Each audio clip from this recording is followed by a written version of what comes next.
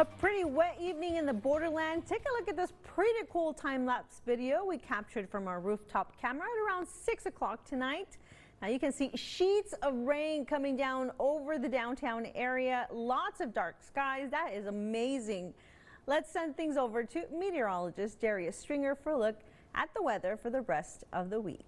Wow. Thanks for hanging around with us, everyone. Here's a full check of that forecast for you. We're going to continue to see some shower and storm chance increasing as we head into the start of the week. The good news is it'll bring down those temperatures, or at least keep them at bay in the lower 90s for most of us. But the bad news is most of the shower activity might be setting up shop just to the west of us here in El Paso. But as we enjoy a slightly cooler start to the week, the heat will return by the end of the week. We'll see those highs back into the upper 90s and maybe even triple digits. But overall, we're going to just worry about the next couple of days.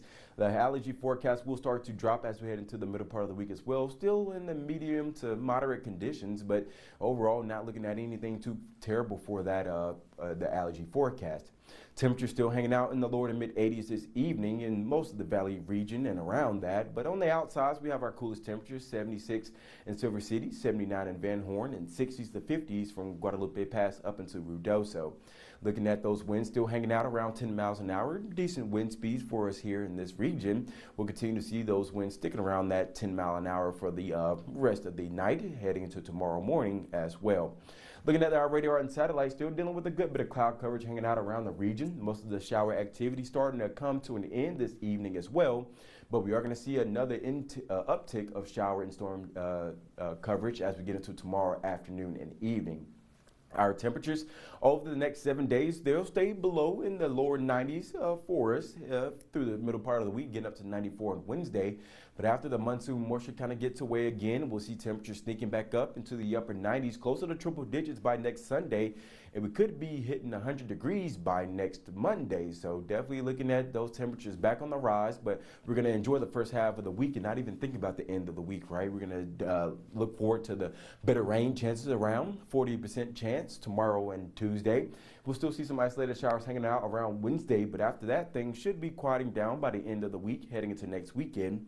Showing our future track, we can see how things are showing up here in the about tomorrow morning, starting off with temperatures in the lower to mid 70s here in El Paso. But as we get into that lunch hour, we'll see some isolated showers trying to come together around the El Paso region, causing us to get in on maybe a little activity. But you can see where most of the shower and storms are setting up shop.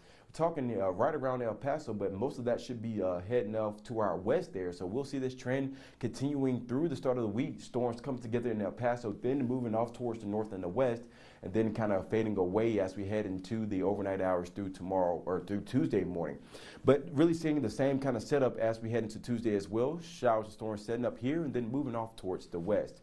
For tonight, we'll see those morning lows around 75, 76 here in El Paso, 60s. From Deming, Silver City through Truth and Consequences into the Ruidoso area and also down into the Guadalupe Pass. So most of us be looking at fairly cool or decent temperatures by tomorrow morning. But afternoon highs, we won't be this warm tomorrow. We should all be hanging out in the lower 90s through the middle part of the week. But we will be back into the upper 90s Thursday through the end of next weekend and back into the triple digits to start the following week.